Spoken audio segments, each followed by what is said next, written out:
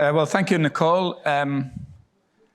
The speakers may have been let off the hook, but you aren't, because Nicole is now going to join us on our closing panel. At the moment, we've got a closing panel of one. Is the cavalry coming now? Sorry, cameras.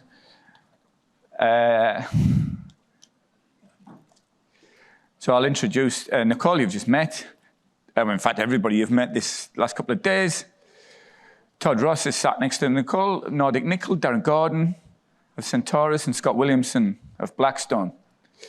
So we thought this year, we had the exploration panel yesterday, and I'm Dominic Piper, editor of PEDA and Gold Mining Journal. We thought this year we had enough time for exploration panel yesterday.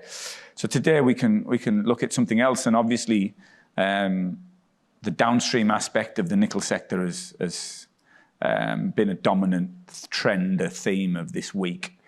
It feels like a week, it's only 2 days. So I wanted to test our panelists about that. We've deliberately tried to spread the geographic and geopolitical equation. So we have Nicole obviously representing Western Australia, really. Todd's representing Finland and the EU, as we've just heard from Ian. Darren representing Brazil, and Scott representing Vietnam and Southeast Asia. I would say, Darren, given it's the World Cup next month, you've probably got the best chance of them all in representing Brazil. So I'm going to take a seat here. And it's an interactive session, so if anybody's got any questions, I know there's absolutely nobody sat in the front rows, but please raise your hand. Those who ask questions and participate will get a drink earlier than everybody else when we finish. So, as I was saying, a decade ago when we were at this conference, those of us who were, the conversation was all about the future of Class 1 nickel production and the impact that nickel pig iron would have, in particular, on Australia's nickel producers. But, you know, in the intervening decade, a lot has changed in the supply and demand space. And I think a lot has changed in the way we market nickel offtake, we market nickel companies. What we really want to find is where we're heading next, what end users are demanding, how that's fundamentally changed the way we produce, we mine, and we explore for nickel. Scott, I might start with you because you're furthest away, so I think it's polite. Let's have a look at that supply chain. You talked extensively this morning about your company's strategy. What are you hearing from potential end customers and off-takers? What are they looking for in a modern 21st century nickel producer? Yeah, thanks, Dom. So we started on the nickel journey about 3 or 4 years ago. We actually started looking for cobalt, and quickly we realised the movement towards a high nickel cathode, and it was the South Korean partners that sort of gave us that concept and said, go and find some nickel sulfide. So we were lucky that we were given that strategy early. But I think in that sort of 3 or 4 year period, it's gone from just get me any nickel to really, can we find some clean green nickel, because that's what the car manufacturers are asking for. So in that sort of journey, we've gone from groups happy to go into Indonesia and take nickel from there, but now we're seeing the end users saying, well, yeah, we need to have a good look at what we're doing there in Indonesia. So it puts us in a really strong position because we do have sulfide nickel.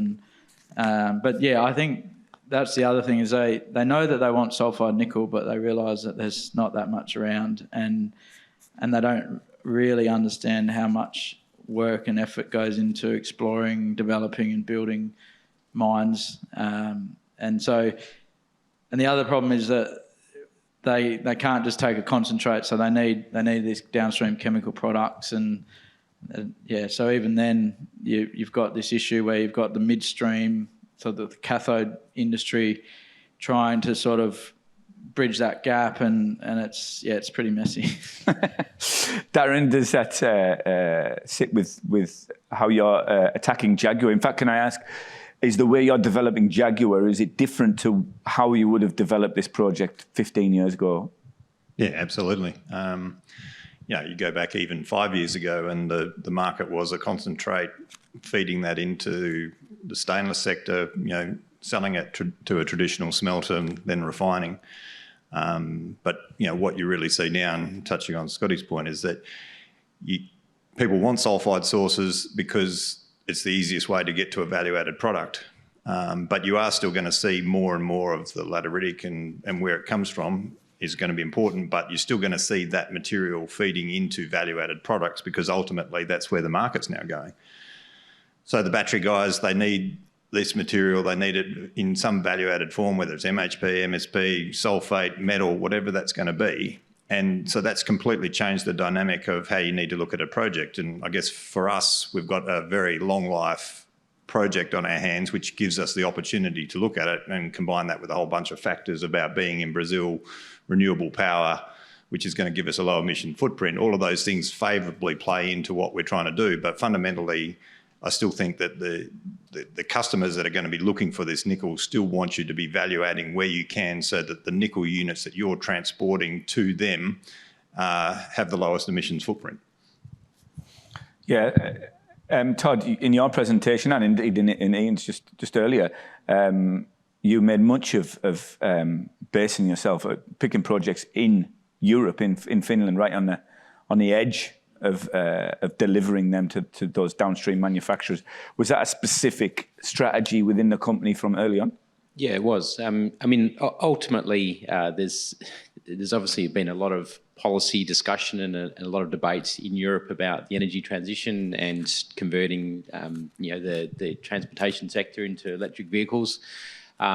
There's still a massive disconnect, though, I think, between the policy and understanding where the critical minerals are going to come from. And with the battery passport or the raw materials passport that they're setting up in Europe, that sustainability and traceability of raw materials is going to be critical. And being able to supply a clean sulphide into the market directly in Europe is certainly going to be a big advantage, I think, for anyone rather than importing it directly. And as Ian mentioned, the taxes that it's going to be put onto materials brought into Europe that haven't been sustainably mined or aren't traceable. That's going to be a big issue going forward. That's why we thought, a project that has some history and certainly scale is going to put us in a good position to be able to take advantage of that.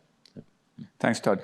Nicole, it strikes me that the conversation we're having here around nickel, but also around lithium and rare earths, is really sort of the biggest structural change to the way Western Australia exports minerals than perhaps at any time in its exporting history.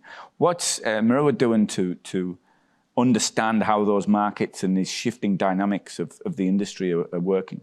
Yeah, so it certainly is an amazing opportunity for Western Australia, but it also presents a real conundrum for Western Australia as well, and actually for all mining operations, regardless of where they are.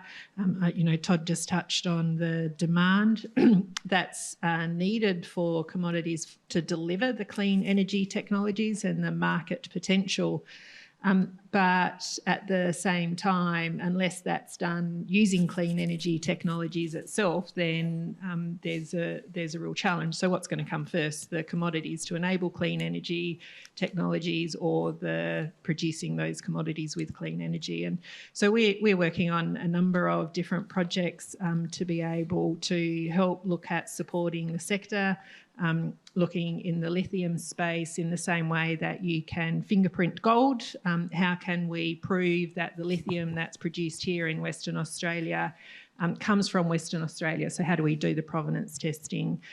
Looking at what the opportunity is around the traceability opportunities as well. So there's a lot of research happening and through our Net Zero Emission Mining Challenge to be able to help the sector here in WA to not only be the key supplier and preferred supplier of these commodities, but to do it in a genuine decarbonised way as well.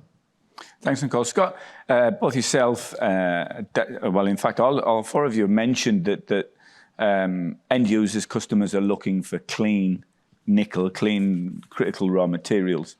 What about the wider scope of that, of what sort of nickel products are they looking for?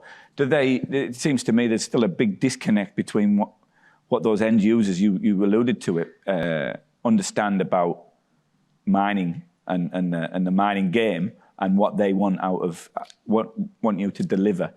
Are they coming to a better understanding of what's happening in the sector and how the sector works?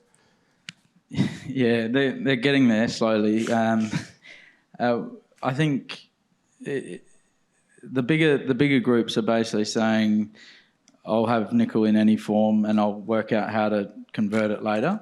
And which is, for us, it's sort of, it's an interesting concept. But so our preference is to work with the midstream, the cathode guys, and try and take a solution to the battery manufacturers in a partnership model. So, and that can range from sort of feedstocks, MHPs, MATs, MSPs, sulfates, briquette, powder. It really comes back to working with the partner and then providing the solution to the downstream partner, which would be the battery manufacturer. So, it takes time because they unfortunately don't understand mining. A lot of them don't know the difference between a concentrate and an MHP, for instance, and they don't understand the difference between nickel laterite and nickel sulfide. So there's a real education process, but I think it's important that we work through that and that through that education, then we can bring them further into the mining sector. Darren, it's one thing to say that the end users don't understand the difference between a laterite and a sulfide, but traditionally Australian mining has been very resolutely we're miners, we're not processors, we're not manufacturers, we're not chemical companies. Is that changed now in nickel in particular, but in other battery-related commodities as well? Is every nickel company going to have a downstream capability and a processing capability?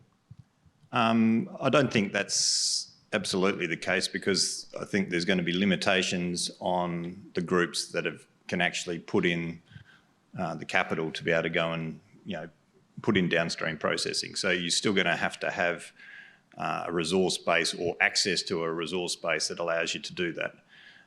So I still think there's definitely a place for concentrate, absolutely. And even in our situation, we're still ultimately talking about producing a concentrate first, using that concentrate feed in our own process and controlling all of that ourselves, ultimately to produce sulfate. Now, we've got the luxury of being able to do that because we've got mine life. But I think when you turn yourself around and you're talking to the OEMs and you're talking to the battery makers, they definitely are looking for these value-added products where they can. Their preference is not to have a concentrate. They would rather have someone else processing that to a point. And to touch back on my point before, it seems to be getting pushed a lot because of the emissions argument and, again, the traceability of where that comes from and ultimately what's the emissions factor that sits inside that battery that gets made. And so to be able to say to their customers who's buying a Tesla or Volkswagen or Ford or whatever it's going to be, that this battery that you've got in your car that we've done with very low emission base has actually come from low emission sources. And I think it touches on Todd's point that you are starting to see this traceability becoming a much bigger part of that conversation. So I think there's still going to be room for all products in the market, and it's really going to be coming more to who is your ultimate customer, what can they want, how much can they fund of your project to be able to direct where you might take your own product stream. Todd, sorry, go on, Nicole. I was just going to leap in there with a comment about, I think there's going to be a pendulum for a period of time that's going to swing backwards and forwards. Miners in Western Australia have been miners and that's their core business and they want to stick to their knitting and they don't want to go further downstream. I think they're now being challenged by who they supply to to go more downstream. But I guess it is about what's the core competence and what's the core competencies and who's got the right capabilities to do that further processing. And rather than have the expectation that it's actually the mining companies that need to, go downstream into cathode manufacturing or whatever it might be, it's actually about how do we attract that investment here into Western Australia? What's the business case that we need to look at? How do we use the decarbonisation conversation and the expense and the emissions that go with shipping things overseas to actually get those who have that existing expertise who are already doing that downstream processing. But how do we use our renewable energy opportunities here in Western Australia to get them to bring their investment onshore so the miners can do mining, like they do that very well. But we're diversifying who the companies are that are doing that downstream processing. Todd, are you seeing potential end users coming to you now and asking about what your processing solutions will be at this early stage in the company's life? It's been quite remarkable how much we've had in sort of those inquiries coming through from very early stage, even before we listed. We're getting inquiries coming through from OEMs and battery manufacturers in Europe, just like Ian mentioned as well. That early stage. I mean, Ian, possibly it's a bit closer, but for us, we're exploration in Finland, but there's this desperation to some extent looking for securing that raw material. And maybe just another point I was going to mention is, we talk about sort of going upstream or going downstream, and from a mining perspective or from a exploration company perspective, it's how far downstream do we go, and then from the end user customer, how far upstream do they go? And where's the match between the two? And I sort of draw on my banking experience a bit and look at the analogy with in the lithium space. When you look at the likes of Pilbara Minerals or even sort of some of the earlier ones with Greenbushes, having that ends downstream processing has been a huge value add and makes a lot of sense. And I think that's exactly what obviously Scotty and everyone are doing. So it's really about sort of where does it all fit and what's the best use of that capital. Nicole, on that best use of capital, we often talk at our conferences here about the Western Australia's natural advantages and you've just mentioned them around carbon emissions and stable regulatory environment. The Minister mentioned it yesterday as well. Are we at an advantage? Is WA ahead of the pack when it comes to being a battery mineral province? There's certainly a lot of activity happening here in Western Australia. I think the real challenges, everyone in the room knows the realities of operating here in Western Australia.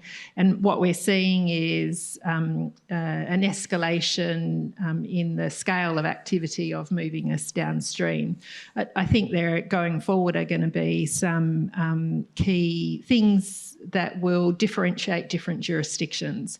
And those key things will be access to low-cost, clean energy. We're at a disadvantage in Western Australia in that we don't have hydro. And when you look at what hydro can deliver from a clean energy solution, then that those markets that can supply that clean, cheap energy from hydro, will be able to take that advantage. But we've got wind and solar. We just need to figure out how to convert them at scale and how to attract the vast, significant investment that's required to deploy renewables, solar, wind, conversion to hydrogen. And I think that will be what the key market differentiator will be going forward. There's lots of conversations always about whether decarbonised minerals or minerals produced with decarbonised technologies, whether they're going to attract a price premium. I'm probably of the view that actually I don't know that they will necessarily attract a price premium, but I think what will happen is if you don't produce minerals with clean technologies, you will be discounted. So I think there will always be a top price. It's another way of saying you'll get more money if you are decarbonised, and I think that's where Western Australia is really going to need to differentiate itself. We're always going to be a long way from where the major markets are. There, and so what's the niche of how we can present ourselves as a preferred jurisdiction of supply of green minerals, and I think there's certainly an ambition in the state government to do that, and we're seeing a lot of companies invest time and effort to trial different technologies. Thanks, Nicole. Darren, as Nicole said, this conversation feels almost constant at the moment in Western Australia about its potential as a battery minerals province. We've seen in the US, the Biden administration sink big funding into critical minerals development and securing critical minerals. Is that conversation going on in Brazil? Is there a similar conversation and debate going on in Brazil about its place in a battery minerals world? It is there, but it's not as pronounced as probably what it could be. I mean, Brazil's advantaged because it does have 80% of its grid power already on a renewable base, principally hydro. And as Nicole touched upon, if you've got hydro sources of power, then you're in a really strong position to capitalise on that. And I do think over time, and it's not a too distant future, that the recognition of that in the global environment for Brazil will start to shine through. But I do feel with what's happened in the US now with the Inflation Reduction Act coming into play, that's, I think, immediately put more focus on nickel and obviously low emission nickel, particularly where you can have a free trade agreement. Now, Brazil doesn't have a free trade agreement with the US at the moment. But what you will see is that there'll be an immediate need to, whether it's in Australia or wherever, to source those nickel units and try to feed that into that market to capitalise on the opportunity that exists there. But then other markets like Brazil, which are already low emission, will then become highly sought after into places like Europe. So it's going to have a compounding effect. And you've seen pretty much like, as soon as it got announced that the focus that was on lithium and the supply of lithium was, okay, we need to actually think about nickel because that's the largest part of this battery. So how are we going to put our foot on that sort of strategic supply? Thanks, Darren. Scott, a similar question really. Is Vietnam looking at its role in this as a supplier of these key critical raw materials? Yeah, I think in Vietnam, it's being driven by the Vin Group, so it's more a private push. And so the Vin Group building electric vehicles, they've now built a battery plant. And what we're seeing now is that that's sort of attracting more interest from outside. And I think what we're seeing is in the manufacturing industry in Vietnam, a lot of Chinese manufacturing is being pulled out of China and put into Vietnam. So I think it's a great opportunity for Vietnam. The Vietnam government probably don't realise how big that opportunity is, and they've done very well out of manufacturing. But I think they, once they see the success of VinFast, and then I think we'll see a lot more interest from other OEMs and battery manufacturers. So yeah, it's definitely. I don't feel like it's government pushed, but I think it's the private sector that's driving it.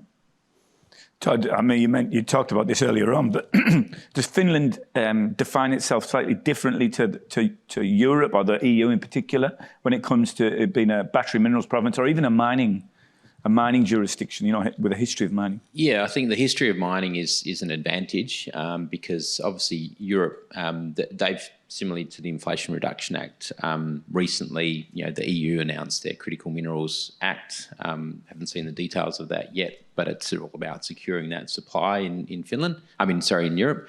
But Finland had released its national battery strategy a year or so ago, but the fact that they've had mining there and ongoing operations for a long time helps them sort of position themselves to become a major player in that that space, and that's really what they're trying to do. You know, from both the raw materials right the way through to downstream processing to the full circular economy of the recycling of batteries. So there's definitely a push there, but I guess there's still a long way to go within Finland, but also in the EU to get it all into action, I suppose. Thanks, Todd. I should open the floor to questions. Would anybody like to ask a question or make a comment? Yes, we've got one over here.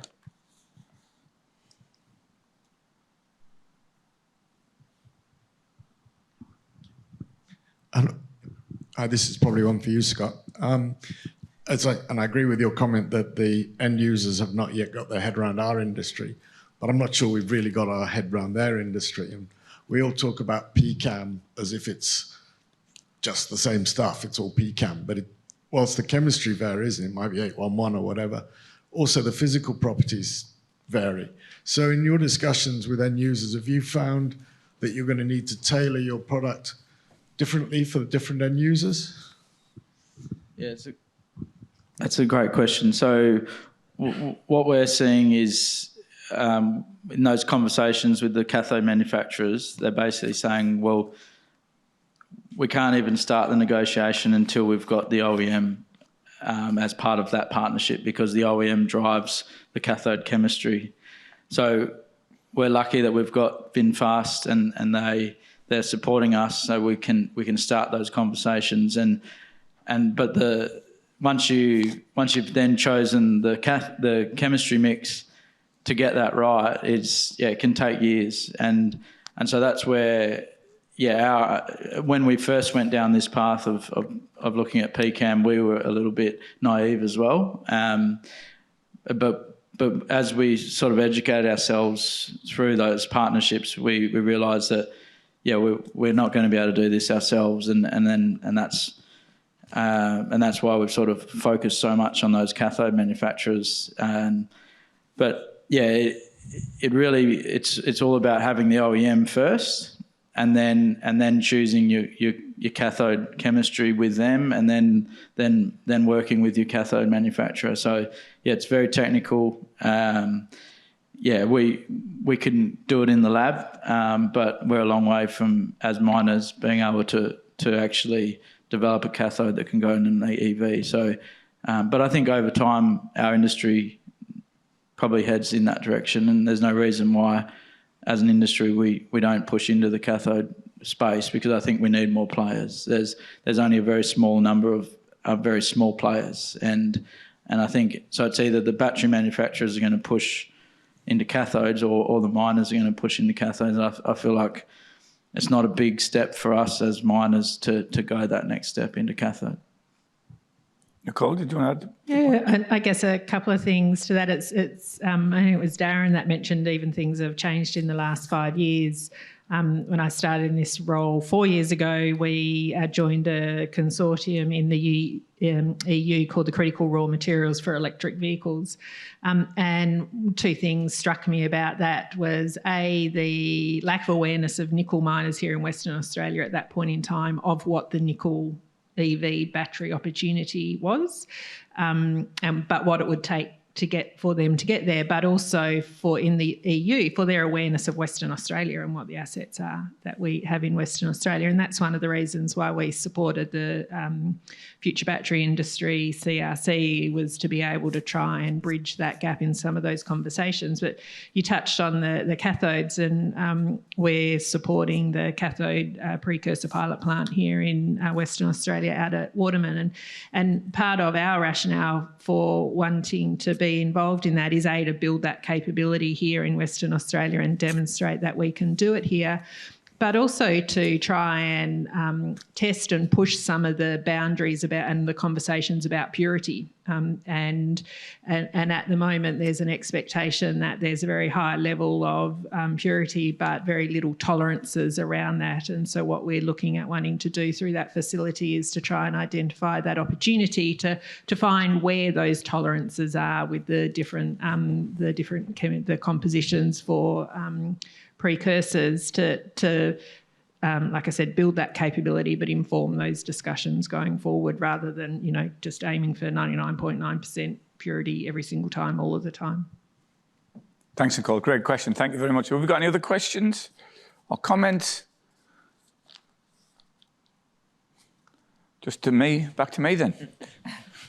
10 years ago, the last time nickel was its elevated prices, if you like, we sat in this room and the panelists then, the discussion became around substitution and the threat of substitution. And as we know from in the stainless steel sector, it came to pass. Nickel pig iron came and put a ceiling on the price and essentially changed the structure of the industry for more than a decade until this recent EV rise. I noticed of the presentations I watched, I think it was obviously only Daniel from CIU who mentioned LFP as a competing technology, and he said that that was going to be a looming trend.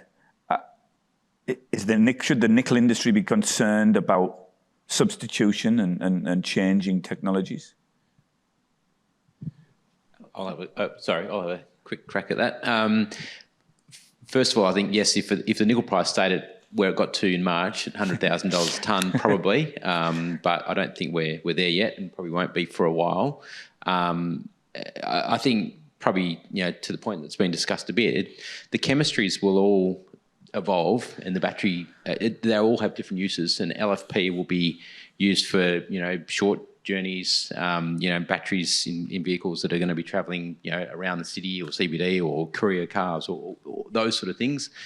High content nickel batteries, most likely going to be used in the environment where you need fast charge time, longer distance. So I think there's going to be a place for all of it. I think there's, obviously we're needing a huge transition to take place here. So those chemistries will evolve, but I don't think substitution necessarily is going to be an issue unless we see a sustained high nickel price, and you can't really get away from the chemistry of the battery itself, and lithium and nickel are going to be key. So continuing on that sort of that focus, I suppose.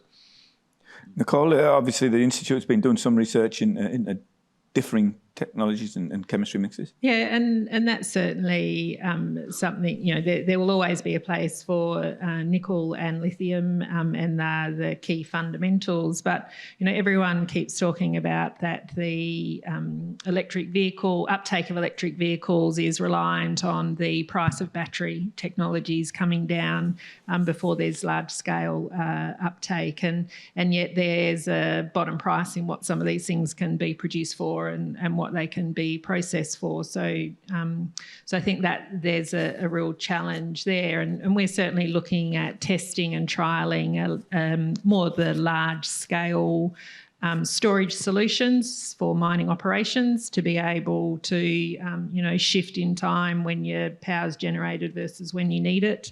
And so there are, while I don't think there's going to be substitution, I think there's going to be a lot more sophistication in end users and customers about what they actually want, A, their vehicles to do, and B, what kind of battery types it is. And what you might well see is, people choosing particular vehicles or being able to, choose your vehicle, but then being able to choose from a range of different battery types to be able to put in your vehicles depending on whether you want to do long range or short range driving.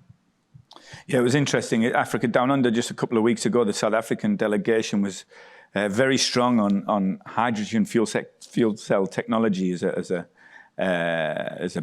battery technology, which is a conversation we don't really have a lot of here in Western Australia.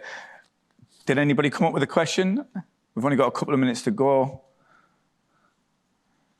Just quickly on the LFP versus NCM, one of my favourites is the fact that it's not economic to recycle an LFP battery, and that's why I think NCM will continue to be the dominant chemistry mix, particularly for the premium brands, because they want that ability to recycle. And unfortunately, at the moment, I don't think you can do that with LFP. So you can reuse an LFP battery, but it's not economic to recycle it.